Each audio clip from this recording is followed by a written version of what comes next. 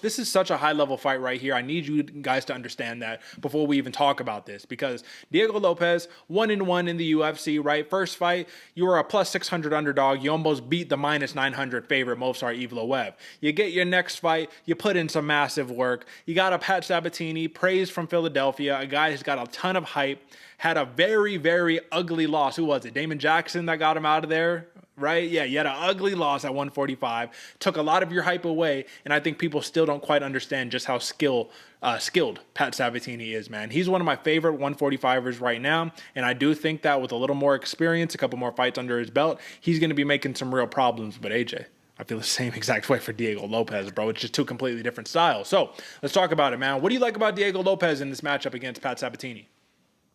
Obviously his jiu-jitsu, Derek. I mean, that's what they've been talking about this guy for a long time. He's a jiu-jitsu coach. He has skills. We've seen him perform them very, very well. But what I also like about him is that sleeper aspect. Nobody's, well, I mean, some people might be looking at this dude as an absolute killer, but for the most part, people look at him, they see the 2000s white boy band haircut going on.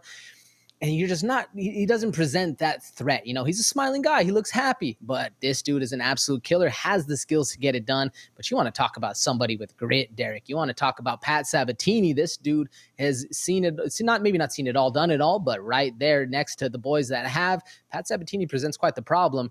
What about in the stand-up game, Derek? Because obviously both these dudes can swing, but I do think Diego Lopes is a little faltered in that aspect. He's behind the eight ball, if you will, against Pat Sabatini. But do you think Pat Sabatini can put a clinic on the feet, or does this need to be that kind of washing machine, crazy kind of style of fight? This is the problem, man. While I agree with your assessment, I think that Sabatini is a more technical fighter through and through. I think Diego Lopes holds an element of surprise that's going to really trick my man up a little bit. You know what I mean? Because Lopes, you see him on the feet. He can be so wild and reckless on the feet because if you get him to the ground, you're in a world of problems, man. I don't even care if it's Sabatini getting him to the ground.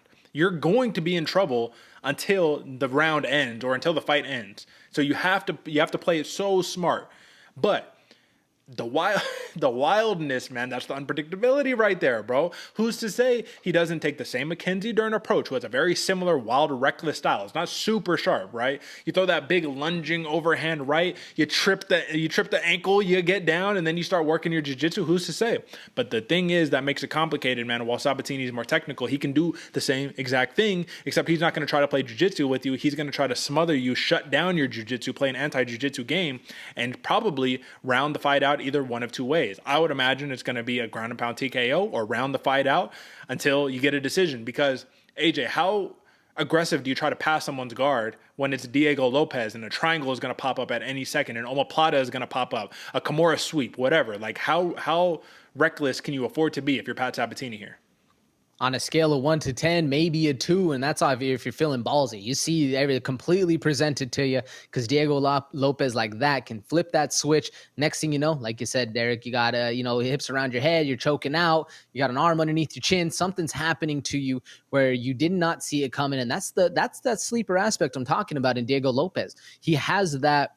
Not necessarily quick draw, but he has that quick switch to whenever he does see an opportunity, he's taking it. That's what I like most about him. I'm just curious how this fight actually goes in the in-between, not necessarily where they're starting, because I give that one to Pat Sabatini. Even on the ground, that one's a harder guess to see who's actually going to be more dominant. But what happens in that mix-up, in that scramble, in that chaos, maybe even in the clinch too, when elbows are flying, knees are going, what happens in that middle ground, that really I think is going to determine the fight. And that's why I'm excited for this one. That's why I think this one's open enough the main card, because it's going to be so much unpredictability, and if there is chaos, it's going to be a lot of fun, but still going to be very technical on how the outcome ends. And what does it mean to you that plus 325 Diego Lopes for a submission is more value in terms of just overall money that you're going to get back in a return than Pat Sabatini plus 265 for the submission? Like, when you look at these odds, do you think that maybe they should be backwards almost? Almost, Derek. I wonder if that's just because people are still sleeping on Diego Lopes. But yeah, I mean, you can't fully commit to that because Pat Sabatini is an absolute savage anywhere he wants to take the fight, even on the ground, like you're saying, man. So I can see where the odds makers do that. I would have put it a little closer to, just both plus 200, both plus 250, whatever the case is, because Diego Lopes is very skilled on the ground and very dangerous. I'm interested to see why they did that, Derek. Do you think it's should be flipped? I think that the submission should definitely be flipped right here. I just think it's going to be hard for Sabatini to take a smothering, control-oriented, arm triangle type approach against the Diego Lopes. I mean, it could happen because he's so reckless and so wild, but then it can't because he's so reckless and so wild.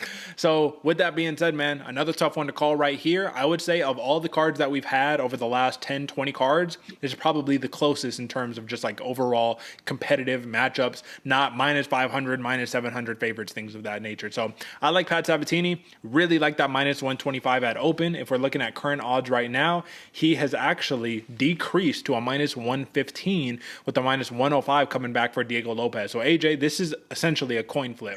Now, this is one of our contested picks, right? You like Diego Lopes. I like Pat Sabatini in this one. And I'll tell you, if I have to have an X factor, I'm going to say you might not agree with me, but check my track record. Me and AJ, we got some good accuracy ratings right here for the money line. So clearly we have an idea of what we're talking about. I'm going to say this. Don't discount those at a lighter weight class Philadelphia boys, man. They don't play. That Philly grit is a little bit different. But you also, man, the Brazilian who is training with all the Mexicans over there, you can't discount Lopes neither. So, AJ, give your last words on this one. It's two savages getting locked in a ring. Man, I am excited to see it, folks. And like Derek said, check the track records. There's a reason we're split on this one because it's going to be a very competitive fight. I like Diego Lopes, and I'm taking that plus 325 submission. I think it's his best route to get it done. Which round it happens in, we'll see. That's what I'm going with, though. Hey, happy hunting, folks. Listen, whoever you tailing, may the odds be in your favor.